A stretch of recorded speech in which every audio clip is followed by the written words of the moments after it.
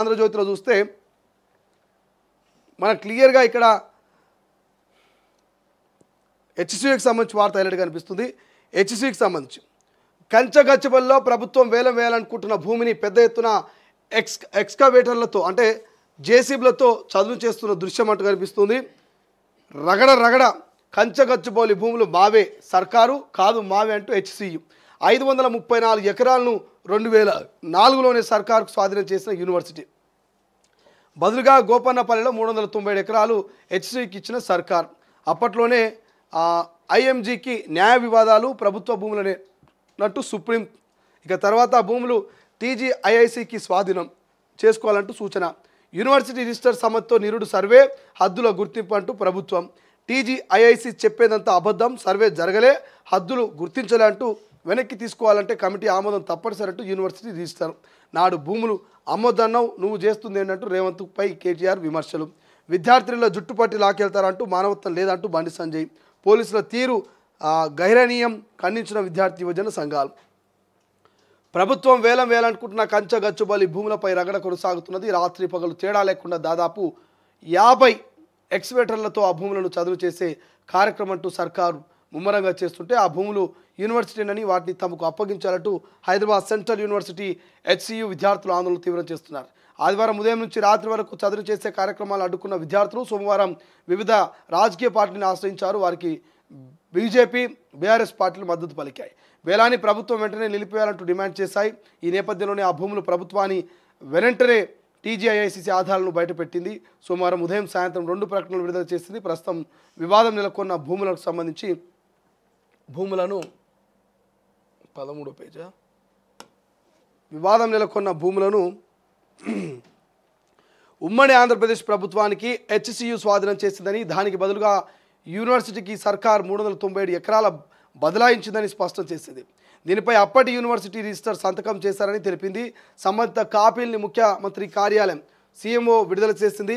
అయితే కంచగచ్చుబడిలో 400 ఎకరాల భూమి ప్రభుత్వానిదేనంటూ టీజీఐఐసి చేసిన ప్రకటనను హెచ్సియు రిజిస్టర్ ఖండించారు. దీంతో ఇప్పుడు ఈ అంశం చర్చనీయాంశంగా మారింది.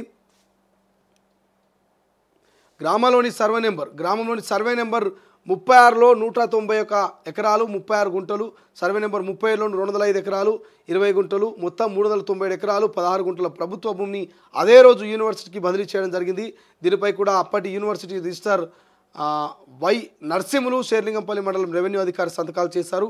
అప్పుడే యూనివర్సిటీకి భూమిని బదలాయించినందున ఇప్పుడు సర్వే నెంబర్ 25లో యూనివర్సిటీ భూమి ఉందని వాదించడం సరైంది కాదని తెలిపింది.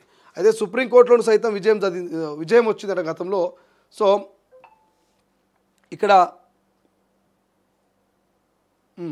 హెచ్సియు భూమి అంగుళం కూడా లేదట. కంచగచ్చుబోల్లో వేలానికి ప్రతిపాదించిన 400 ఎకరాల్లో ఒక్క అంగుళం కూడా హైదరాబాద్ కేంద్రీయ విశ్వవిద్యాలయం భూమి లేదంటూ ఆ భూమిపై పూర్తి యజమాని హక్కు తనదేనంటూ రాష్ట్ర ప్రభుత్వం స్పష్టం చేసింది. అయినా కొంతమంది రాజకీయ నాయకులు, స్థిరాస్తి వ్యాపారులు స్వయం ప్రయోజనాల కోసం విద్యార్థులను తప్పుదో పట్టిస్తున్నారని ఆరోపించింది. ఈ భూమి యజమాని ప్రభుత్వమేనని సుప్రీంకోర్టు తీర్పు ఇచ్చిందని గుర్తు చేసింది. దానిపై ఎలాంటి వివాదానికి పాల్పడినా కోర్టు ధిక్కరణ కిందికి వస్తున్నట్టు హెచ్చరించింది. తెలంగాణ పారిశ్రామిక మౌలిక వసతుల కల్పన సంస్థ టీజీఐఐసి విశ్వవిద్యాలయం అధికారులు సమీక్షంలో చేపట్టిన సర్వేలో అంగుళం భూమి కూడా university of Hyderabad central university కాదని తేలింది. ఇక తేల్చి చెప్పిన ఆ భూమిలో ప్రభుత్వం చేపట్టే అభివృద్ధి ప్రణాళికలో ఎలాంటి చెరువులు లేవని, అక్కడ ఉన్న రాళ్ళు రూపాలను సంరక్షిస్తామంటూ తెలిపింది.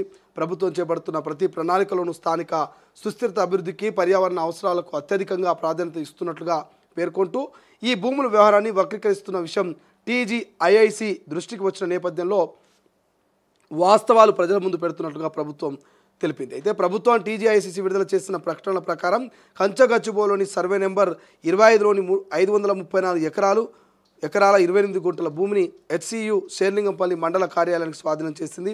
ఈ మేరకు 2004 జనవరి 31న ఉత్తర్వులు 5763/LCI 2003 జారీ చేసింది. అప్పటి షేర్లింగంపల్లి మండల అదనపు గిరిధవర్ ఆధ్వర్యంలో ఈ బదలాయింపు జరిగింది. దీనిపై అప్పటి రిజిస్టర్ వై నరసింహులు షేర్లింగంపల్లి మండల రెవెన్యూ అధికారి సంతకాలు చేశారు. దీనికి బదులుగా షేర్లింగంపల్లి మండలం గోపన్నపల్లిలో మనం చెప్పిన 397 ఎకరాలు 16 గుంటల భూమి అదే రోజు యూనివర్సిటీ బదిలీ చేయడం జరిగిందంటూ వార్త కనిపిస్తుంది. అయితే సుప్రీంకోర్టులో విజయం కంచగచ్చుబోలులోని ఈ భూమిలోని అప్పటి ఉమ్మడి ఆంధ్రప్రదేశ్ ప్రభుత్వం ఓ ప్రైవేట్ సంస్థకు కేటాయించిందని, దీనిపై సుప్రీంకోర్టులో పోరాడి తెలంగాణ ప్రభుత్వం విజయం సాధించని వివరాలు ఇచ్చింది.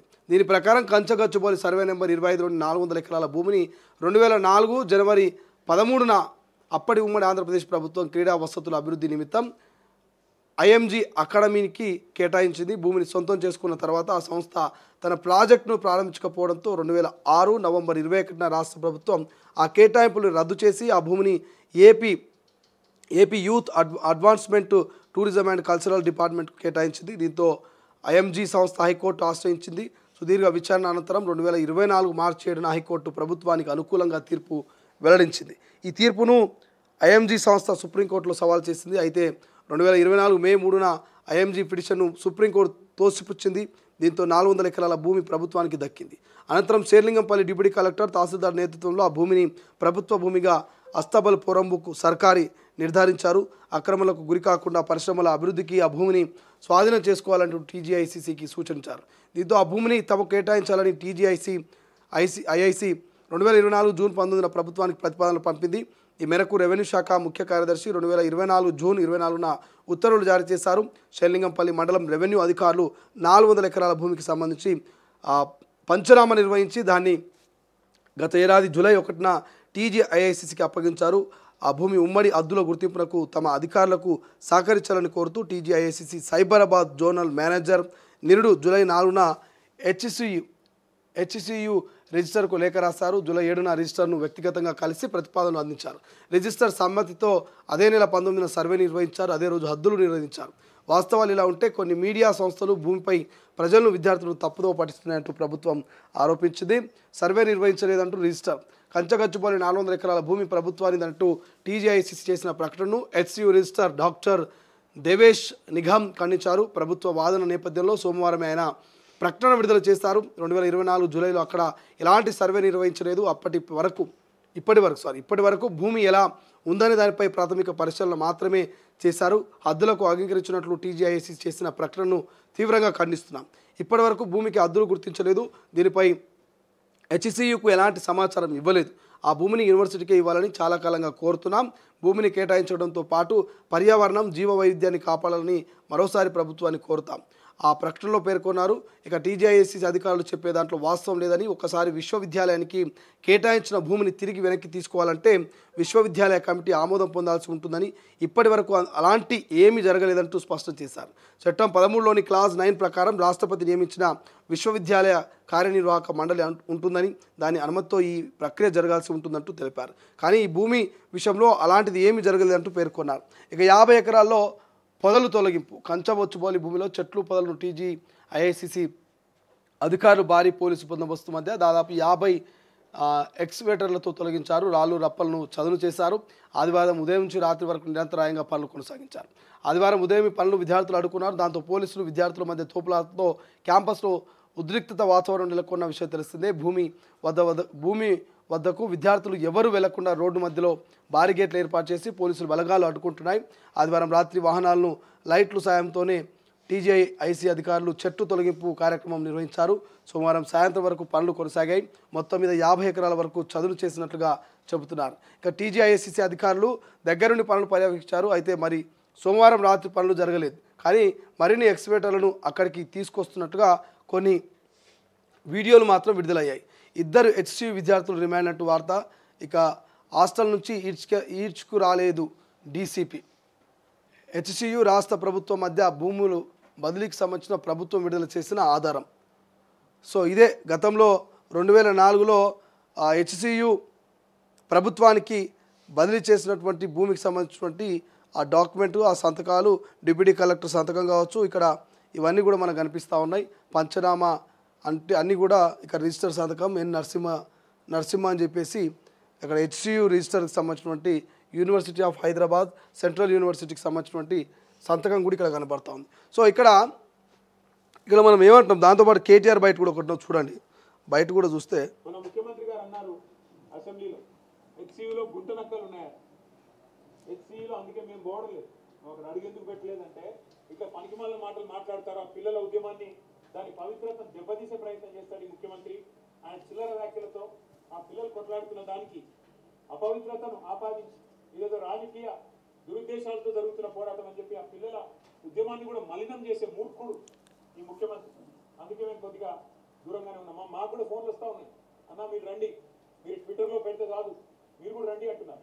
కానీ మేము అక్కడ పోగానే ముఖ్యమంత్రి ఏమంటాడు, ఇగో బీఆర్ఎస్ వాళ్ళు చేయిస్తున్నారు, ఇదంతా మాకు తెలుసు ముదే, ఇదంతా వీళ్ళే అని ఇష్టం వచ్చినట్టు పిచ్చివాగులంతా వాగుతాడు. అందుకే మేము సరైన వేదికల్లో ఈ అంశాన్ని ఎత్తుతాం. అటు పార్లమెంట్లో లేవనెత్తుతాం, అవసరమైతే ఇటు కోర్టులో కూడా మేము కూడా పోతాం, కోర్టుకు కూడా. ఏ రకంగా ప్రభుత్వం ఇష్టం ఈ అంశాన్ని పార్లమెంట్లో లేవనెత్తాడట. ఒకసారి ఇక్కడ విన్నాను కేటీఆర్ మాట. ఇంకా ఆయన అధికారంలో ఉన్న అనుకుంటున్నాను, ఈయన ఎట్లా పార్లమెంట్లో లేవనెత్తాడు పోతుంది ఎన్వైరన్మెంట్ అని. అటు పార్లమెంట్లో లేవనెత్తుతాం, పార్లమెంట్లో ఇటు కోర్టులో కూడా మేము కూడా పోతాం, కోర్టుకు కూడా. ఏ రకంగా ప్రభుత్వం ఇష్టం వచ్చినట్టు పోతుంది. సో కేటీఆర్ ఏమంటాడు, అటు పార్లమెంట్లో ఈ అంశాన్ని లేవనెత్తాడట ఆయన. పార్లమెంట్ ఎట్లా లేవనెత్తారు? మీరు గెలిచిన సీట్లు ఏంది, మీ కథ ఏంది, కార్ఖాన ఏంది, పార్లమెంట్ ఎట్లా లేవనెత్తారు? మీరు ఒక్క సీటు గెలవకపోతే గుండుసున్నా పార్లమెంట్ ఎన్నికల్లో మీకు వచ్చింది గుండుసున్నా, మీరు మళ్ళీ పార్లమెంట్లో పోయి ఎట్లా ఈ అంశం గురించి లేవనెత్తారో నాకు అర్థం కాదు. ఇంకా కేటీఆర్ కళ్ళ పోలే తింటున్నాడు. మన ఉగాది పండుగ తినడం లేదు తెలియదు, కానీ కళ్ళ పోలే తింటున్నాడు. పార్లమెంట్లో దీని గురించి మాట్లాడతాడు. ఎట్లా మాట్లాడతారు? ఎవరున్నారు మీ మీ అభ్యర్థులు? ఎవరున్నారు మీ ఎంపీ క్యాండిడేట్లు? ఎవరున్నారు? మీరు 70 ఢిల్లీలో మాట్లాడతారు, 70 పార్లమెంట్లో మాట్లాడతారు మీరు. సో కేటీఆర్ ఏమంటాడు, ఇలా విద్యార్థులు పిలుస్తున్నారు, అన్న మీరు రండి అని పిలుస్తున్నారు, మేము పోతలేము, మళ్ళీ మేము పోయినాక మా మీద చిల్లర మల్లర మాటలు మాట్లాడతారు, మమ్మల్ని ఆగం చేస్తారని చెప్పేసి కేటీఆర్ అంటాడు. ఇలా క్లియర్గా తెలంగాణ ప్రజలు ఒక ఆలోచన చేయాలి. సందు దొరికితే సడమి లెక్క దూరేటువంటి కేటీఆర్ అక్కడ 400 ఎకరాలు నిజంగానే సెంట్రల్ యూనివర్సిటీ భూమి కనుక వేలం వేస్తే, నిజంగానే ప్రభుత్వం అన్యాయంగా 400 ఎకరాల భూమిని కనుక గుంజుకుంటే కేటీఆర్ ఎప్పుడో పోయాడు లడాయి పెట్టాడు. క్లియర్గా డాక్యుమెంట్స్ బయటపెట్టింది రాష్ట్ర ప్రభుత్వం. సుప్రీంకోర్టు హైకోర్టు తీర్పు ఇచ్చిందట. కోర్టులను ధిక్కరించడానికి రాదు కదా. ఇక్కడ మీడియాకు ఇచ్చినటువంటి డాక్యుమెంట్స్ చూస్తే గతంలో 2004లో ఉన్నటువంటి సెంట్రల్ యూనివర్సిటీ రిజిస్టర్ సంతకాలు పెట్టిండు. అక్కడ షేర్లింగంపల్లికి సంబంధించినటువంటి తహసీల్దార్ సంతకాలు కనబడతా ఉన్నాయి. సో ఇక్కడ క్లియర్గా ఎన్ని ఎకరాల భూమిని మరి బదలాయిస్తూ ఉన్నారు హెచ్సియు నుంచి రాష్ట్ర ప్రభుత్వం అని చెప్పేసి క్లియర్ అక్కడ గైడ్లైన్స్ ఉన్నది. బదిలీగా 397 ఎకరాలు వేరే చోట కూడా మరి రాష్ట్ర ప్రభుత్వం కావచ్చు, అప్పటి అధికారులు కావచ్చు, క్లియర్గా ఉమ్మడి ఆంధ్రప్రదేశ్ ప్రభుత్వం సంబంధించి 397 ఎకరాల బదలాయిస్తున్నట్టుగా స్పష్టంగా ఇక్కడ రాసిరు. ఇక్కడ స్పష్టంగా 397 ఎకరాల భూమి హెచ్సియు స్వాధీనం చేసిందని, దానికి బదులుగా యూనివర్సిటీకి సర్కార్ 397 ఎకరాలు, యూనివర్సిటీకి 397 ఎకరాలను బదిలీ చేసింది, స్పష్టం చేసింది. దీనిపై అప్పటి యూనివర్సిటీ రిజిస్టర్ సంతకం చేసిరని చెప్పేసి ఇక్కడ క్లియర్ కనబడతా ఉంది. సో టీజీఐసీ చేసిన ప్రకటన హెచ్సియు రిజిస్టర్ ఖండించారు. దీన్ని ఇప్పుడు ఈ అంశం చర్చనీయాంశంగా మారిందని అంటున్నాడు. సో 397 ఎకరాలు మొత్తం ఎక్కడ బదిలీ చేసారు? గ్రామంలోని ఏ గ్రామం అంటే అది ఇక్కడ గ్రామం ఉండే గ్రామం పేరు. సో గ్రామంలో ఆ గ్రామం పేరు ఏంది? షేర్లింగంపల్లి మండలం రెవెన్యూ అధికారి సంతకాలు. షేర్లింగంపల్లి మండలం గోపన్నపల్లిలో, ఈ గోపన్నపల్లిలో 397 ఎకరాలు మరి ప్రభుత్వం దీన్ని కేటాయించింది. దేనికి? హెచ్సికి 397 ఎకరాలను గోపన్నపల్లిలో కేటాయించింది. దానికి వాళ్ళు ఓకే చెప్పినట్టుగా సంతకం పెట్టినట్టుగా మనకి ఇక్కడ క్లియర్గా కనబడుతుంది. ఇక్కడ ఉంది కదా, ఇక్కడ క్లియర్గా నరసింహ అని చెప్పేసి క్లియర్గా కనిపిస్తూ ఉంది. ఇవన్నీ కూడా మనం చూస్తూ ఉన్నాము. డేట్స్ కూడా ఇక్కడ డేట్ కూడా క్లియర్గా కనబడతా ఉంది. సో ఇంత క్లియర్గా ఉండగా కూడా ఇంకా కేటీఆర్ దీని మీద రాజకీయం చేయాలని ఇక్కడ డేట్ కనబడుతుంది 2004 అని. సో ఇంకా ఇంత క్లియర్గా ఉండగా దీన్ని కేటీఆర్ ఏదో రాజకీయం చేయాలని, లేకపోతే స్టూడెంట్స్ రమ్మంటుర్రు, పిలుస్తుర్రు, నన్ను రోజు అన్నా మీరు రావాలని కొట్టాలని చెప్పేసి అంటున్నారని ఇక కేటీఆర్ మాట్లాడుతూ ఉన్నాడు. బండి సంజయ్ మాట్లాడుతూ ఉన్నాడు. ఓవైపు ఆ రిజిస్టర్లు అక్కడ ఉన్నటువంటి సెంట్రల్ యూనివర్సిటీ సంబంధించినటువంటి రిజిస్టర్ కూడా ఎక్కడ అద్దులు పెట్టలేదు, ఎక్కడ కూడా దీని మీద మాకు ఇన్ఫర్మేషన్ ఇవ్వలేదు, ఇది మా భూమి అని విద్యార్థులు అక్కడ ఉన్నటువంటి రిజిస్టర్లు కూడా కొట్లాడుతున్నారు. 50 జేసీబీలు పెట్టి చదువు చేస్తారట. ఇప్పటికి 50 ఎకరాలు పూర్తయిందట. ఇంకొక 50-60 జేసీబీలు తీసుకొచ్చి మొత్తం క్లీన్ చేస్తారు. అక్కడ నెమళ్ళు అరుస్తున్నాయి, జింకలు చచ్చిపోతున్నాయని ప్రచారం జరుగుతుంది. అది ఇంతవరకు వాస్తవం తెలియదు. నెమళ్ళు అయితే అరుస్తూ ఉన్నాయి. నెమళ్ళు సాధారణంగా ఎక్కడికి పోయినా, ఏ పంట పొలానికి పోయినా, ఎక్కడ పచ్చటి అడవి లాంటి ప్రాంతం ఉన్నా కూడా నెమళ్ళు అరుస్తూ ఉంటాయి. ఇక్కడ మనం కుకటపల్లి ప్రాంతంలో కొన్ని చెట్లు ఉంటాయి, అది ఏదో పేరున్నది, అక్కడ కూడా నెమళ్ళు తిరుగుతూ ఉంటాయి. సిటీ మధ్యలో కూడా కొంత ఖాళీ ప్లేస్ ఉంటే అక్కడ నెమళ్ళు తిరుగుతూ ఉంటాయి. కానీ జింకలు చనిపోయినటువంటి ఒక ఫోటో వైరల్ అవుతుంది. అది తప్పుడు ప్రచారం అని కాంగ్రెస్ వాళ్ళు చెప్తా ఉంటే, లేదు ఆ జింక చనిపోయింది యూనివర్సిటీ వెనకాల ఉన్నటువంటి 400 ఎకరాల భూమిలోనే అంటూ స్టూడెంట్స్ చెప్తా ఉన్నారు. ఇది ఎంతవరకు వాస్తవం తెలియదు. బట్ ఏదేమైనా కోర్టులు తీర్పిచ్చినాక, సుప్రీంకోర్టు తీర్పిచ్చినాక, హైకోర్టు తీర్పిచ్చినాక, పూర్తిస్థాయి డాక్యుమెంట్స్ బయట పెట్టినాక ఇంకా దీన్ని వివాదం చేస్తున్నారు అనేది రాష్ట్ర ప్రభుత్వం చెప్తా ఉంది. కాబట్టి చూద్దాం మరి ప్రతిపక్షాల దగ్గర ఈ సెంట్రల్ యూనివర్సిటీ విద్యార్థుల దగ్గర మరి ప్రభుత్వాన్ని తప్పు అనేటువంటి విధంగా ఏమైనా డాక్యుమెంట్స్ ఉన్నాయా, వాళ్ళ దగ్గర ఉన్నటువంటి డాక్యుమెంట్స్ ఏమైనా బయట పెడతారా, లేదంటే ఇట్లనే లడాయి చేస్తారా అనేది మనం చూడాల్సిన అవసరం ఉంది. బట్ ప్రభుత్వం క్లియర్గా నిన్న డాక్యుమెంట్స్ని అయితే బయట పెట్టింది. డాక్యుమెంట్స్ని బయట పెట్టి మా దగ్గర పూర్తి స్థాయి సమాచారం ఉందని చెప్పేసి వాళ్ళు చెప్తున్నారు.